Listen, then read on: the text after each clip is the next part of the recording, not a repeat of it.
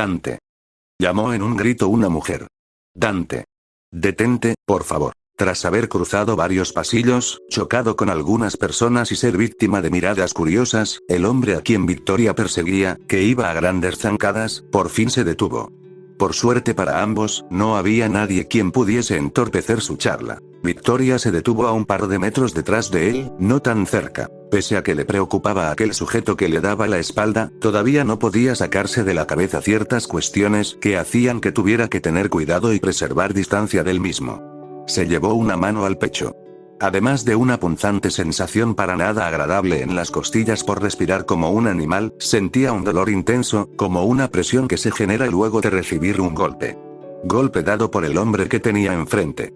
No fue la gran cosa, porque fue intencionado con el mero hecho de apartarla, y no lo culpaba por ello. Antes de hablar, trató de recuperar su respiración para no soltar las palabras entre torpes exhalaciones. Dante resolló. No dijo nada más, tan solo esperó a que el hombre le respondiera. Y como era de esperarse, no lo hizo. Al menos, esa espera le sirvió para recomponerse. Dante, susurró con voz suave. Dio un paso. Se sintió como una tonta repetir su nombre tantas veces cuando ya este se detuvo para escucharla. Mejor empezar a hablar antes de que se vaya. Sin embargo, ninguna idea se le venía a la mente. Frases como ¿estás bien? ¿Cómo te sientes?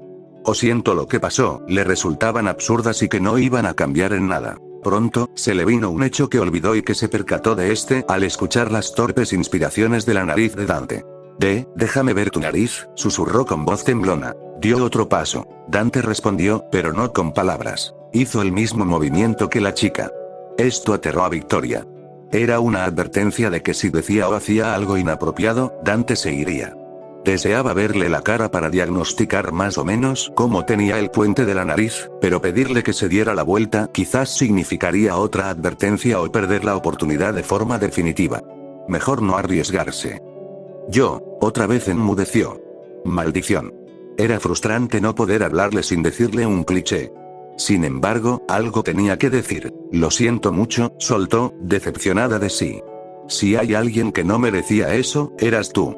Se detuvo, pero no por falta de ideas, sino por algo más. Una serie de hechos que aterrizaron en su cabeza y le hicieron ver una perspectiva que no ignoró, pero que su mente la hizo ver como si toda la culpa la tuviera el jefe de la sección B y en realidad. No, susurró. Apretó los puños con fuerza. Te lo merecías. Dante alzó la cabeza. Si no fuera porque no podía verle la cara, Victoria pensaría que aquello le sorprendió. Para bien o para mal, eso no importaba. Mira, siguió la chica, entiendo tu enojo. De verdad lo digo. A pesar de que cometiste errores, fuiste imprudente y negaste el apoyo de otros, conseguiste tu objetivo. Y aún así, todos te tiraron la bronca por tus equivocaciones y nadie vio que lo lograste al final. Pero, ¿te digo algo? Te lo buscaste. El error más evitable de todos, diría el más tonto, era querer demostrar. Acéptalo, Dante. Nada de esto hubiera pasado si tú no te hubieses encaprichado con decir, yo puedo con esto. No necesito la ayuda de nadie y soy el mejor de la sección B. De verdad que no lo entiendo. Solo te dejaste peor parado y que resaltó lo peor de ti. Y todo para demostrarle, y esto es lo que más me enerva, a patanes como Méndez que tú eres muy bueno. Hablando de él, primero, no quiero que con esto que voy a decir se entienda que lo defiendo, no debiste tratar de decirle ladrón. Fue estúpido, irrespetuoso y muy arriesgado. El alcalde podía con solo unas cuantas palabras cerrar la empresa y echarnos a todos. Pese a que lo odio con el alma, no debiste interponerte ante él. Lo reconozco, había que hacerte callar, pero esto no justifica el cómo Guillermo lo hizo. No era necesario. Pero repito otra vez, fue tu culpa. Y quien también tuvo la culpa fue David. Es un idiota. Jamás tuvo que haber dicho, sí, que lo haga solo. Él es muy capaz. Como cualquier jefe de las secciones, su deber es encomendar misiones de la manera más práctica y sencilla posible. Sin embargo, eso te exime de todas tus cagadas y lo que desembocó. Seguro sabes la respuesta. De hecho, tú mismo sabías que no estabas en condiciones óptimas para realizar una misión tan importante solo.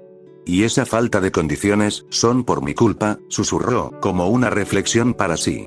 Yo soy responsable en parte de que estés así de mal. A Victoria se le cristalizaron los ojos al decir esas palabras, y el dolor en el pecho lo sentía más profundo, no solo superficial. Por su cabeza, pasaron un millar de imágenes de Dante, desesperado, yendo con ella a exigirle más de la supralina, y luego odiándola por todo lo que le estaba pasando a los pocos segundos. Esperó a ver qué decía Dante, pero este solo giró un poco la cabeza, sin la posibilidad de poder mirarle el rostro. Y al ver que seguía callado, se llevó la muñeca al ojo izquierdo y se enjuagó una pequeña lágrima que le caía con lentitud. Mantuvo la compostura y siguió para finalizar su monólogo. Eres inteligente, Dante. Un muy buen agente, dijo con un tono algo meloso. Jamás necesitaste demostrar tu valía. Todos somos conscientes de ello, inclusive los que te denigraron. Entiendo que andes con muchísimos problemas, pero no dejes que tu trabajo sea comprometido por una impulsividad emocional. ¿Sí? Como era de esperarse, Dante no dijo nada.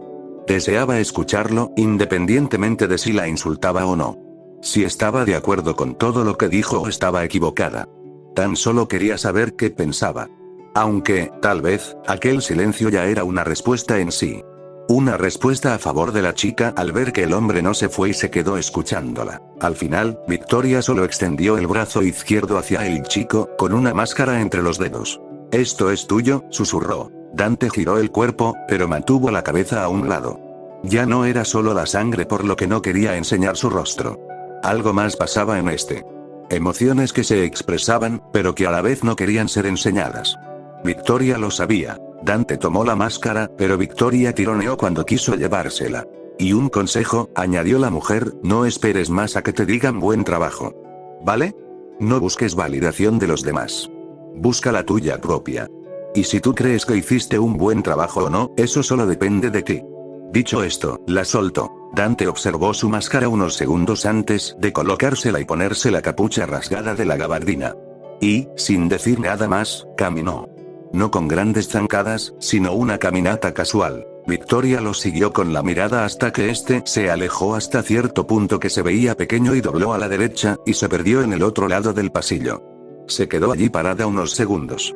Giró su cuerpo, no sin antes observar por última vez el pasillo por donde se fue Dante. Buen trabajo, dijo con un tono compungido, pero firme. Se giró y volvió por donde vino.